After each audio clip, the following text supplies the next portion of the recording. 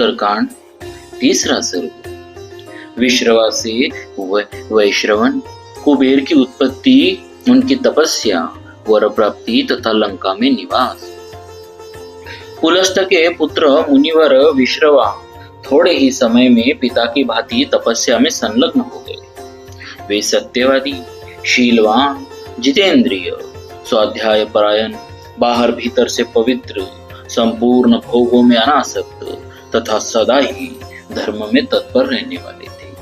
विश्रवा के इस उत्तम आचरण को जानकर महामुनि भरद्वाज ने अपनी कन्या का, जो देवांगना के समान सुंदरी थी, उनके साथ विवाह कर दिया। धर्म के ज्ञाता मुनिवर विश्रवा ने बड़ी प्रसन्नता के साथ धर्मानुसार भरद्वाज की कन्या का पाणी ग्रहण किया और प्रजा का हित चिंतन करने वाली बुद्धि के द्वारा लोक कल्याण का विचार करते हुए उन्होंने उसके गर्भ से एक अद्भुत और पराक्रमी पुत्र उत्पन्न किया। उसमें सभी ब्राह्मणोचित गुण विद्यमान थे। उसके जन्म से पितामह पुलस्त्य मुनि को बड़ी प्रसन्नता हुई। उन्होंने दिव्य दृष्टि से देखा, इस बालक में संसार का कल्याण करने की बुद्धि है तथा आगे चलकर धनाध्यक्ष होगा। तब उन्होंने बड़े हर्ष से भरकर देवर्षियों के साथ उसका नामकरण संस्कार किया। वे बोले, विश्रवा का यह पुत्र विश्रवा के ही समान उत्पन्न हुआ है, इसीलिए यह वैश्रवन नाम से विख्यात होगा। कुमार वैश्रवन वहां तपोवन में रहकर उस समय आहुति डालने से प्रज्वलित हुई अग्नि के समान बढ़ने लगे और महान तेज से संपन्न हो गए।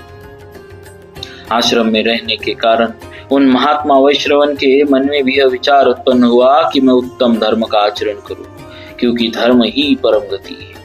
यह सोचकर उन्होंने तपस्या का निश्चय करने के पश्चात महान वन के भीतर सहस्त्रों वर्ष तक कठोर नियमों से बंध कर बड़ी भारी तपस्या की।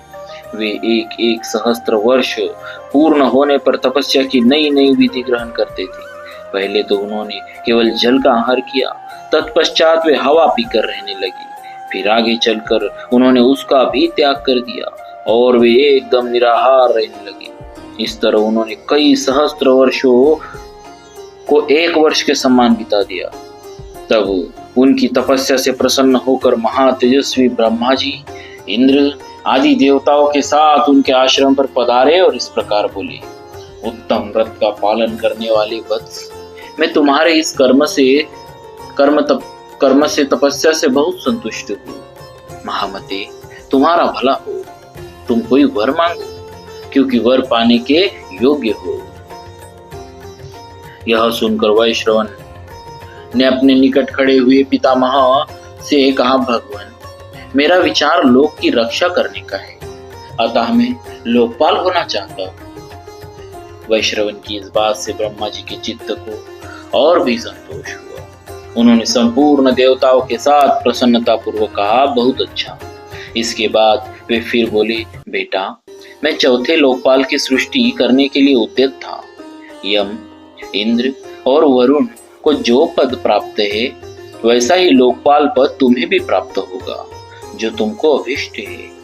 धर्मज्ञ, तुम प्रसन्नता पूर्वक उस पद को ग्रहण करो और अक्षय निधियों के स्वामी बनो। इंद्र, वरुण और यम के साथ तुम चौथे लोकपाल कहलाओगे। यह सूर्य तुल्य तेजस्वी पुष्पक विमान है, इसे अपनी सवारी के लिए ग्रहण करो और देवताओं के समान हो जाओ, तात तुम्हारा कल्याण। अब हम सब लोग जैसे आए हैं वैसे लौट जाएंगे। तुम्हें ये दो वर देकर हम अपने को कृतकृत्य समझते हैं। ऐसा कहकर ब्रह्मा जी देवताओं के साथ अपने स्थान को चले गए।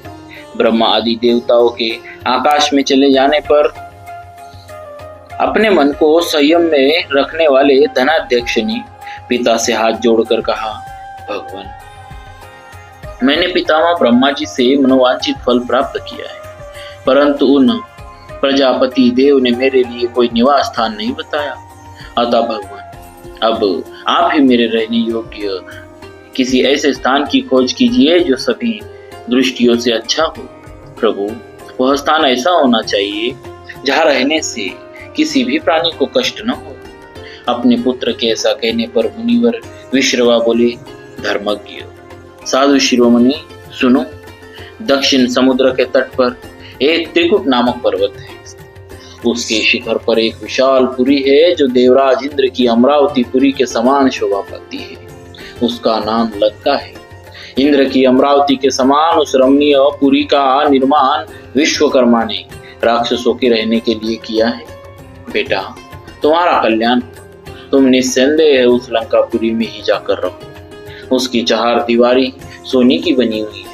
उसके चारों ओर चौड़ी खाइया खुदी हुई है और वह अनेकानेक यंत्रों तथा शस्त्रों से सुरक्षित है। वह पूरी बड़ी रमणीय है। उसके फाटक सोने और नीलम के बने हुए हैं। पूर्व काल में भगवान विष्णु के भय से पीड़ित हुए राक्षसों ने उस पुरी को त्याग दिया था। वे समस्त राक्षस रसातल को चले गए थे, इसीलिए लंकापुरी सूनी हो गई है। इस समय भी लंकापुरी सूनी है, उसका कोई स्वामी नहीं। अतः बेटा, तुम वहां निवास करने के लिए सुखपूर्वक जाओ। वहां रहने में किसी प्रकार का दोष या खटका नहीं है। वहां किसी की ओर से कोई विघ्न बाधा नहीं आ सकती।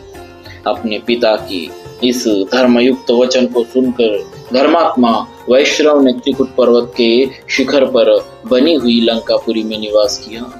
उनके निवास करने पर थोड़े ही दिनों में वह पुरी सहस्त्रों हष्टपुष्ट राक्षसों से भर गई। उनकी आज्ञा से वे राक्षस वहां आकर आनंद पूर्वक रहने लगे। समुद्र जिसके लिए खाई का काम देता था, उस लंका नगरी में वैश्रवा के धर्मात्मा पुत्र वैश्रवन राक्षसों के राजा हो बड़ी प्रसन्नता के साथ निवास करने लगे।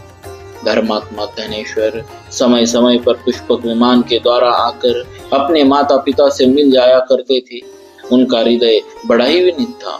देवता और गंधर्व उनकी स्तुति करते थे।